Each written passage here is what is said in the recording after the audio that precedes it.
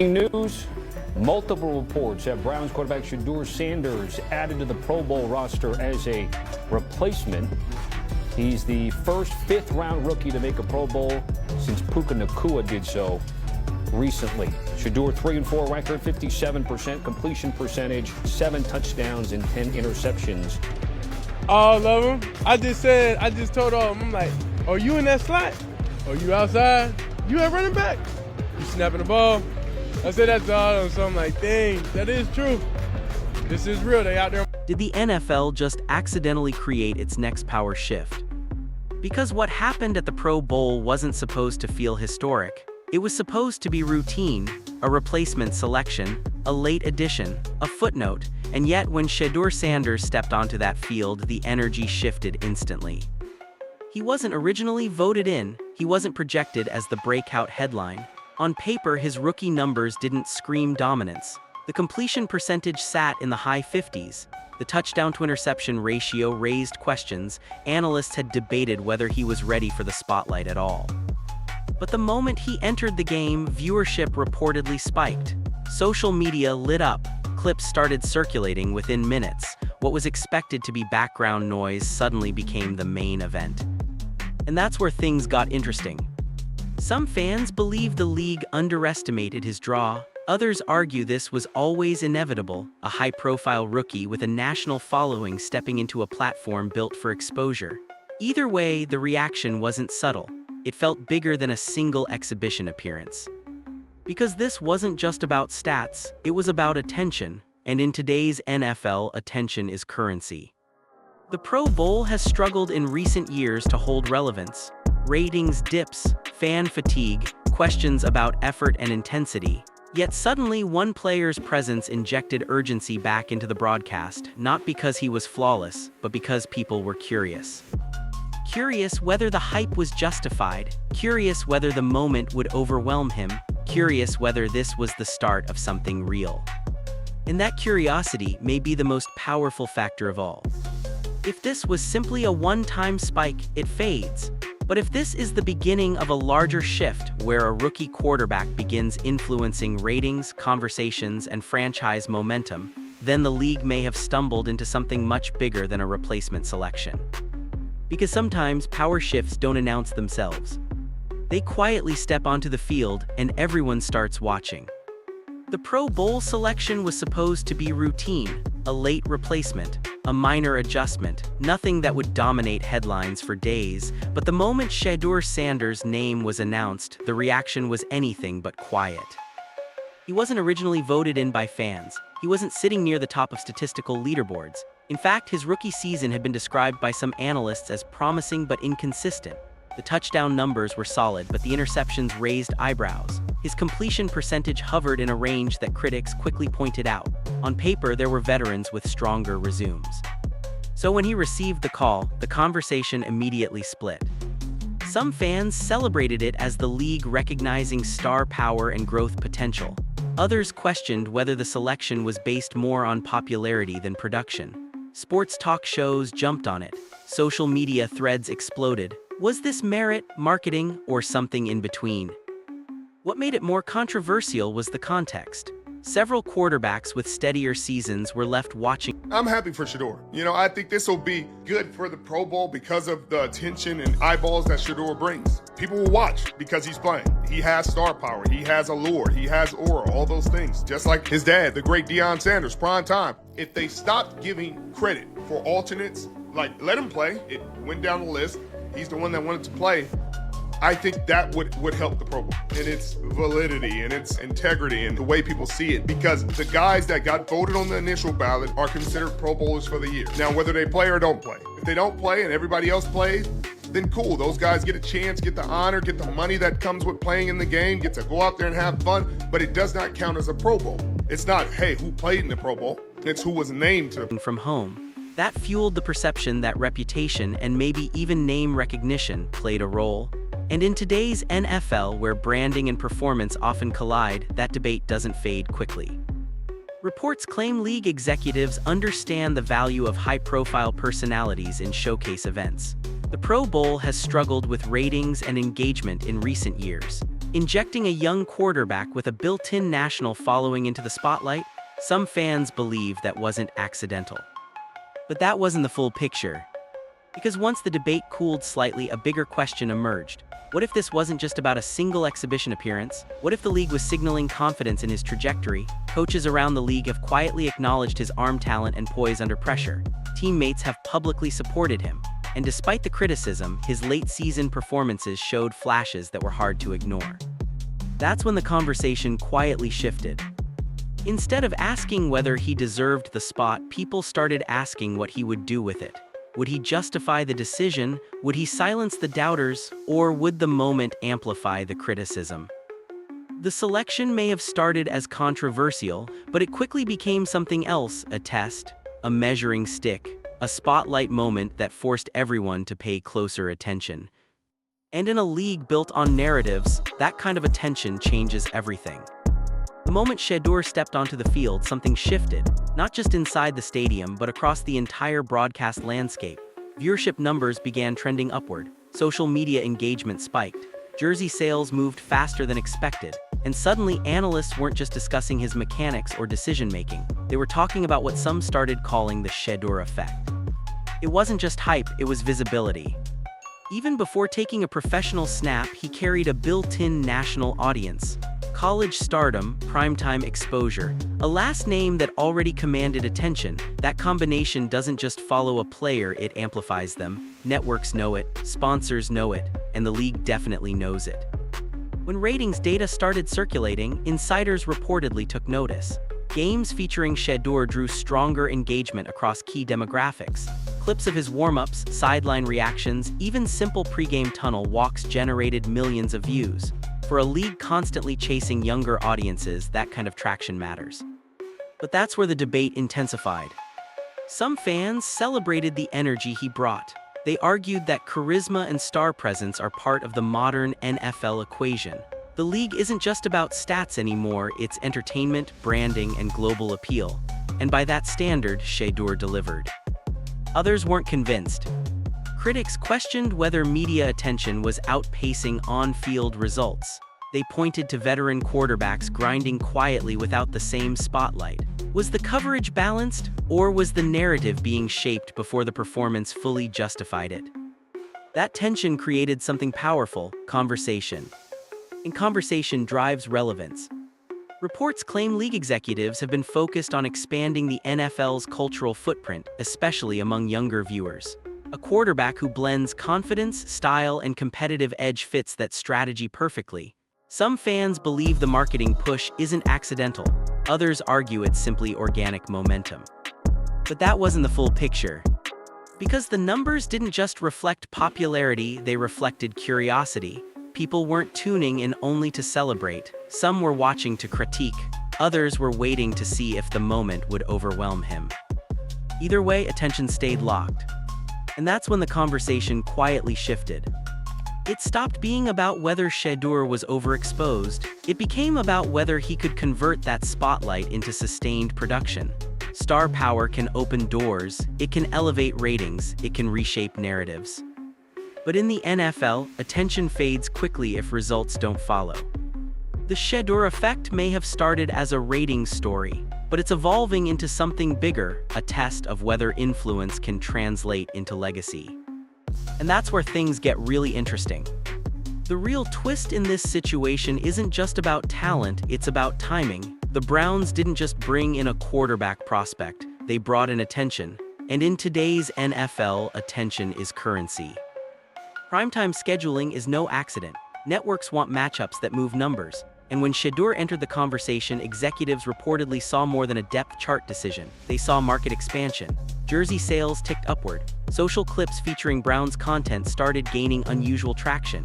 Even preseason buzz felt amplified. That doesn't go unnoticed inside league offices. Cleveland has spent years trying to stabilize its quarterback identity. From high draft picks to veteran experiments, the position has often felt unsettled. But now, there's a different type of leverage. A rookie with built-in national visibility changes how a franchise negotiates exposure. Suddenly, the Browns aren't just a regional storyline, they're trending across multiple demographics. And that matters when primetime slots are assigned. Some reports claim scheduling committees quietly monitor engagement metrics beyond wins and losses. Star power influences flexibility windows. Flex games bring ad revenue. Revenue drives priority. While that doesn't guarantee anything, it does raise eyebrows when certain teams receive unexpected spotlight treatment. But here, where it gets more complex. Veteran leadership inside the locker room operates differently than marketing departments. Coaches prioritize execution. Front offices prioritize cap strategy. Ownership prioritizes long-term valuation. When those interests align, momentum builds. When they don't, tension follows. Some fans believe Cleveland is positioning itself strategically, building hype early to maximize leverage in negotiations, sponsorship talks, and national branding. Others argue the attention is simply a byproduct of a high-profile name entering the building. And then there's the business reality. Quarterbacks aren't just players anymore, they're brand centers. Ticket demand, merchandise, digital subscriptions, it all shifts when excitement enters the market. For a franchise that has fought inconsistency for years, even a spark can reshape perception. But that wasn't the full calculation. Because primetime exposure brings pressure. If performance doesn't match anticipation, narratives flip quickly, media cycles accelerate, analysts sharpen criticism. What begins as opportunity can turn into scrutiny almost overnight. That's the leverage gamble. If Shedeur thrives, Cleveland gains more than wins. They gain positioning nationally and financially. If the transition stalls, the spotlight doesn't disappear, it intensifies. And that's when the conversation shifts from business strategy to football reality. The Browns may have added a quarterback, but what they really added was visibility. And in the modern NFL, visibility can be just as powerful and just as dangerous as talent itself. One game, that's all it took to shift the entire narrative. Heading into the Raiders matchup, expectations were cautious. Analysts questioned whether the flashes we'd seen were sustainable or just small sample hype. Critics pointed to decision-making under pressure. Others wondered if the coaching staff truly trusted him in high-leverage moments. It felt like a proving ground. And early on, it didn't look comfortable. The Raiders' defensive front brought pressure from multiple angles, blitz disguises, late rotations, tight coverage underneath. On the first few drives, timing felt slightly off. A throw behind the sticks, a checkdown that drew groans from the crowd. Social media started buzzing with familiar doubts. But then something shifted. Midway through the second quarter, facing a 3rd and long, he stepped into a collapsing pocket and delivered a strike between two defenders. Not flashy, not reckless, just controlled. The kind of throw veterans make when chaos surrounds them. That drive ended in points. And suddenly the energy changed. The next possession told a deeper story. Instead of forcing hero ball plays, he began manipulating coverage with his eyes. Safeties bit on subtle shoulder movement. Linebackers hesitated. The tempo picked up. The sideline looked more animated. Coaches leaned in instead of packing. By halftime, the stat line wasn't explosive, but it was efficient. And efficiency against a defense built to confuse young quarterbacks raised eyebrows. Then came the moment everyone remembers. Late in the fourth quarter, with the game hanging in balance, the Raiders dialed up pressure again. The pocket collapsed. Instead of panicking, he slid, reset, and fired to the boundary where only his receiver could reach it. First down, clock controlled, drive extended. That wasn't luck. It was composure.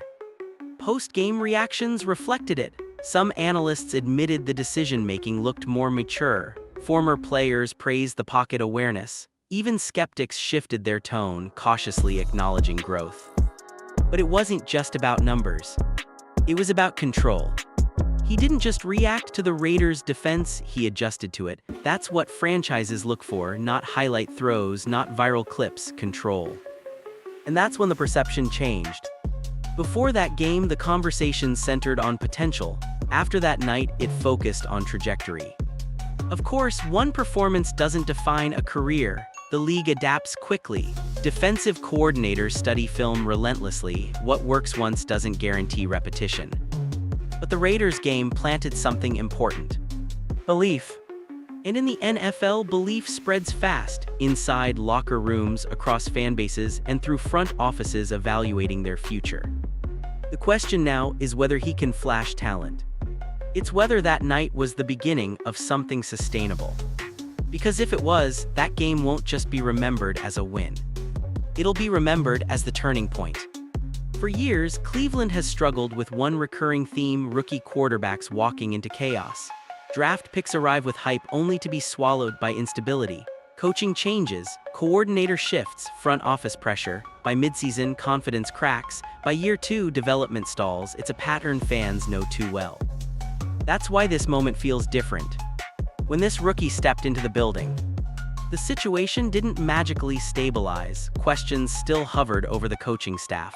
The veteran quarterback situation remained complicated. Media narratives kept circling back to, is he ready? Or is this too soon? The pressure was real. But here's what broke the cycle. Instead of shrinking under the noise, he leaned into preparation. Teammates quietly mentioned extra film sessions. Coaches pointed out how quickly he absorbed adjustments during practice.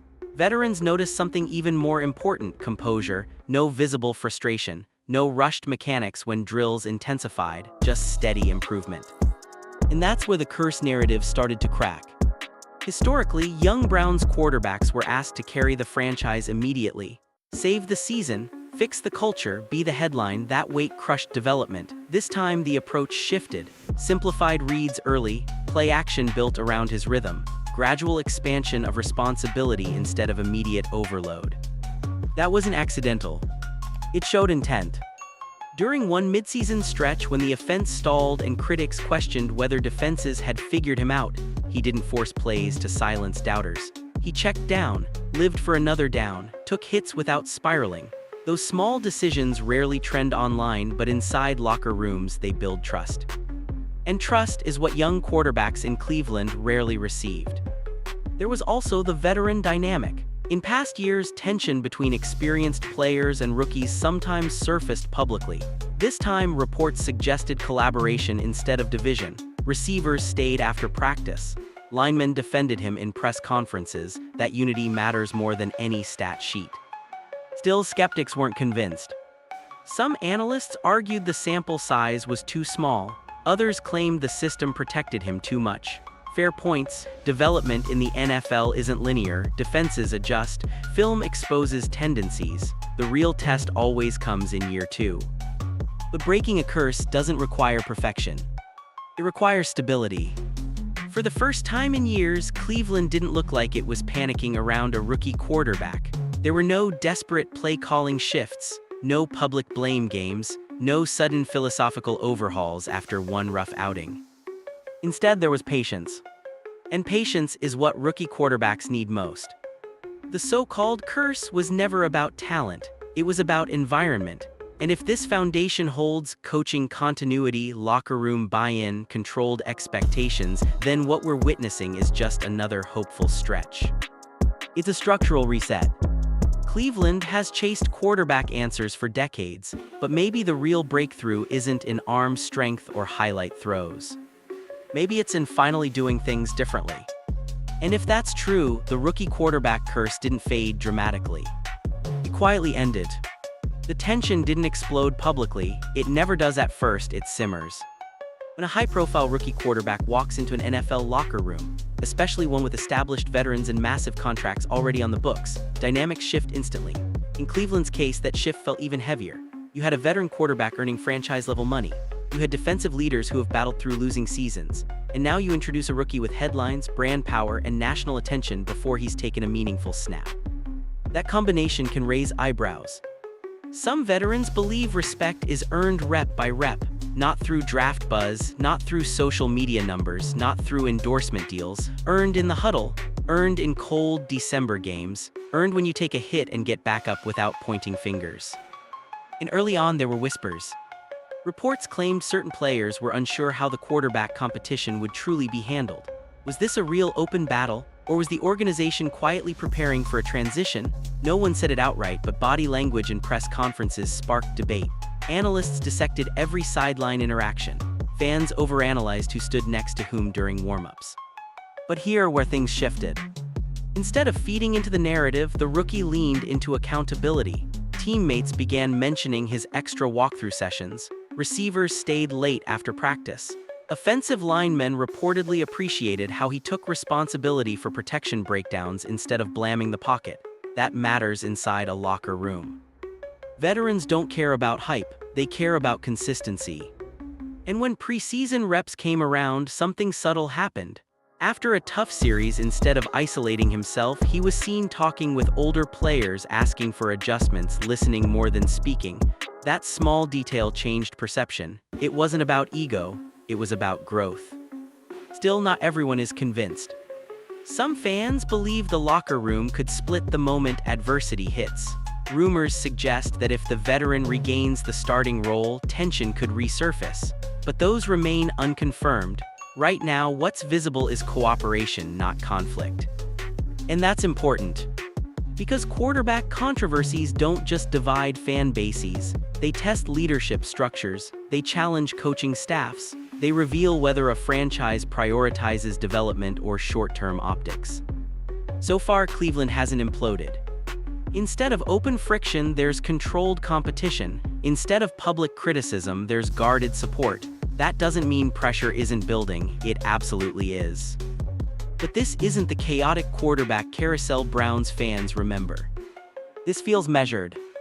And if that balance holds, if the rookie continues earning quiet respect while veterans protect the locker room culture, then the biggest storyline won't be controversy. It'll be evolution. Because sometimes the most dramatic shift in a franchise isn't loud. It's disciplined. They didn't question his arm first, they questioned his last name. From the moment he stepped into college football, the nepotism debate followed him like a shadow. Being Shedeur Sanders' son opened doors, sure, but it also raised expectations to a level most quarterbacks never experience. Every touchdown was expected. Every mistake was amplified. Fair or not, the conversation was never just about performance. And that debate hasn't disappeared. Some critics argue his path was carefully curated. They point to the transfer from Jackson State to Colorado, the national spotlight, the primetime games, the branding. They suggest the platform was built for him, but supporters counter with something simple: production, record-breaking passing numbers, toughness behind weak offensive lines, composure in chaotic environments. That's where the conversation gets complicated. Because legacy in the NFL isn't inherited, it's earned in cold stadiums under real pressure. Against grown men fighting for contracts, the league doesn't care about bloodlines once the ball is snapped. Defensive coordinators don't scheme softer coverages because of a famous father. Still, perception matters. Some veterans around the league quietly question whether the spotlight creates unrealistic protection. Others believe the scrutiny is actually harsher because of who he is. Both arguments exist. Neither is fully proven, and that tension fuels every evaluation. Then there's the ceiling question. Is he a franchise-altering quarterback or a high-profile prospect with solid but limited upside? Analysts are split. Some praise his accuracy and poise under pressure. Others point to mobility concerns and decision-making speed against elite defenses. The debate isn't emotional, it's technical. But here's what makes this different. He's not just being judged on throws, he's being measured against a legacy. That changes the scale. When your father is a Hall of Famer who reshaped 2 professional sports, good doesn't feel like enough. The expectation isn't competence, it's dominance. And that's a heavy weight. Some fans believe the criticism is rooted in discomfort with confidence. Others think the hype machine inflated the narrative too quickly. Rumors suggest certain front offices were wary of the media circus attached to the Sanders brand. None of that has been officially confirmed, but perception often influences draft rooms more than people admit. So what's the truth? It's probably somewhere in the middle.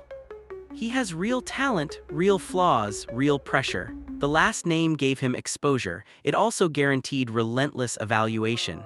In many ways, he's had fewer quiet development years than most quarterbacks. And ultimately, legacy won't be decided by debates. It'll be decided on Sundays. Because the NFL doesn't preserve reputations. It tests them. And whether he becomes a franchise cornerstone or simply a solid starter, one thing is certain: the shadow of the name won't define him forever. Only the results will. This was never just about one game. What happened on that field might show up in the box score as another stat line, another win or loss, another Sunday in a long season. But the reaction afterward made it clear this moment carried weight far beyond 4 quarters. Because when a young quarterback with a famous last name steps into the spotlight, every snap becomes symbolic. Some fans saw growth, others saw flaws. Analysts debated mechanics, pocket presence, and decision-making speed. Social media turned a handful of throws into a full-blown referendum on his future. That's the reality now. One performance doesn't just shape a narrative, it ignites one. But here's what makes this bigger. This isn't just about arm strength or completion percentage. It's about control. Control of a locker room, control of expectations, control of a story that has followed him since high school. Every time he takes the field, he's not only playing a defense, he's navigating perception. And perception in the NFL can be ruthless.